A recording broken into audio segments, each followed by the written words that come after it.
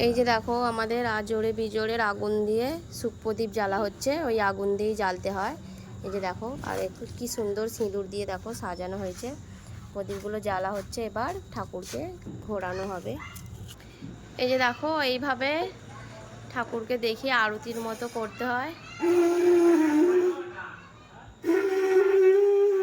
আমার ছেলে শাঁখ বাজাচ্ছে এই যে পিছনে।